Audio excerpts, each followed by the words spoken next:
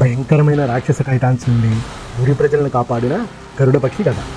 ఆకాశాన్ని తన శక్తితో జయించిన గరుడ అనే దివ్యపక్షి విశాలమైన ఆకాశంలో బంగారు వెలుగులతో మెరిసే తన రెక్కలను విప్పి ఎగురుతూ, నేను మీ రక్షకుడు, ఈ లోకంలో శాంతికి ప్రతీక నేను అని ప్రకటించాడు. భూమిపై ప్రజలు గరుడను చూసి ఆనందంగా నమస్కరిస్తూ, ఆనందంతో ఆకాశం వైపు చేతులు జోడించి, గరుడ మహాత్మా మమ్మల్ని కాపాడండి అని అతన్ని రక్షకుడిగా భావిస్తూ జీవించేవారు.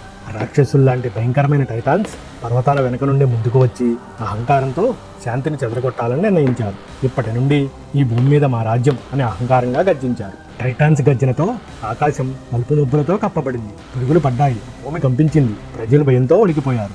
ప్రజల హృదయాల్లో భయం పెరిగింది. ఊరిలోని ప్రజలు భయంతో ఇళ్లలో దాక్కుంటున్నారు. పాపం పిల్లలను లోపలికి తీసుకురా అని ఒకరిని ఒకరు కేకలు వేసుకుంటున్నారు. ఎందుకంటే టైటాన్స్ దారుణమైన శక్తివంతులు. ఆ సమయంలో గరుడడు భూమిపై దిగి తన బంగారు రెక్కలను విప్పి, ప్రజలారా భయపడకండి, నేను మీతో ఉన్నాను కదా అని నిశ్చయంగా ధైర్యం నింపాడు. టైటాన్స్ గరుడ ధైర్యాన్ని తక్కువ చేసి దాని ముందు అహంకారంగా నవ్వుతూ, నీ చిన్న శక్తితో మమ్మల్ని ఆపగలవా అని ఎగతాళి చేస్తూ గరుడని తక్కువ చేసి చూశారు. తమ బలం అంతులేదని గర్వించారు. అయితే గరుడ తన రెక్కలను ఆడిస్తూ గర్జించి వారిని హెచ్చరించాడు. ఊరి ప్రజల మీద దాడి చేస్తే మీ వినాశనం తప్పదు అని గట్టిగా అరిచాడు. ఆగ్రహంతో టైటాన్స్ పెద్దరాళ్లను ఎత్తి, ఇప్పుడు నీ అంతం గరుడ అని కేకలు వేస్తూ ఆకాశం వైపు విసిరేశారు. టైటాన్స్ ఇక యుద్ధమే అంటూ అరుస్తూ ఆకాశాన్ని నిండా చీకటి చేసేశారు. గరుడ బాణంలా వేగంగా ఎగురుతూ, వేగమే నా ఆయుధం అని గర్జిస్తూ తన వేగంతో రాళ్లను తప్పించి రెక్కల శబ్దంతో శత్రువులని గందరగోళానికి గురి చేశాడు. ఒక టైటాన్ గరుడపై దూకుతూ బలంగా దాడి చేశాడు.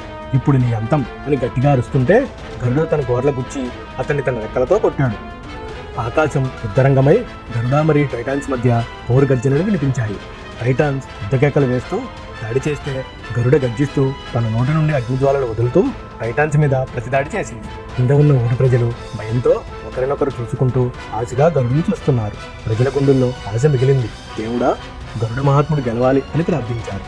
గరుడ తన రెక్కలను బలంగా ఆడిస్తూ దివ్యశక్తిని చూపిస్తూ బంగారు సూర్యకిరణ కాంతులతో వెలుగులు విరజిమ్మి, ధర్మం ఎప్పటికీ గెలుస్తుంది అని గర్జించగానే ఆకాశం ఒక్కసారిగా సూర్యకాంతిలా మెరిసింది. గరుడ తన రెక్కలను బలంగా ఆడిస్తుంటే ఆ దాడికి తట్టుకోలేని టైటాన్స్ ఒక్కొక్కరుగా ఓ అని అరుస్తూ కూలిపోతున్నారు. వారి శక్తి పూర్తిగా క్షీణించిపోతుంది. కానీ వారందరిలో ఉన్న పెద్ద టైటాన్ మాత్రం ఇంకా బలంగా నిలబడి, నేను ఎప్పటికీ ఓడిపోను అని గట్టిగా గర్జిస్తూ పోరాడుతున్నాడు. గరుడ వారి ఎదుట తేలుతూ వారితో ముఖాముఖి నిలబడి వారిని ఎదుర్కొంటూ, నిజమైన శక్తి ప్రజలను కాపాడటంలో వినియోగించే శక్తి అని గర్జిస్తూ ధైర్యంగా అన్నాడు. గరుడ మరియు పెద్ద టైటాన్ రెండూ బలంగా ఢీకొనడంతో ఆకాశమే గగ్గోలు పెట్టింది. పర్వతాలు కంపించాయి. చివరికి గరుడ ధైర్యం మరియు బలం ముందు పెద్ద టైటాన్ గాయాలతో బలహీనమై కూలిపోతూ, ఇది ఎలా సాధ్యమయ్యింది అని కేకలేస్తూ కింద కుప్పకూలిపోయాడు. కుప్పకూలిన పెద్ద టైటాన్ని చూసిన మిగిలిన టైటాన్స్ భయంతో మనం ఓడిపోయాం అని అరుస్తూ పర్వతాల వైపు పారిపోయి మళ్ళీ ఎప్పటికీ అటువైపు తిరిగి రాలేదు. గరుడ గాయాలతో ఉన్న ఆకాశంలో గర్వంగా ఎగురుతూ, ఊరి కోసం, ఊరిలోని ప్రజల కోసం నేను ఎప్పటికీ నిలబడతాను అని గట్టిగా అన్నాడు.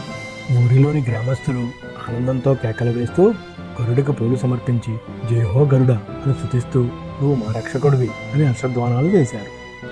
గరుడ చిరునవ్వుతో రెక్కలను వంచి మృదువుగా నవ్వుతూ, మీరు శాంతిగా జీవించండి, అదే నా ఆశీర్వాదం అని చేతులు జోడించి చెప్పాడు.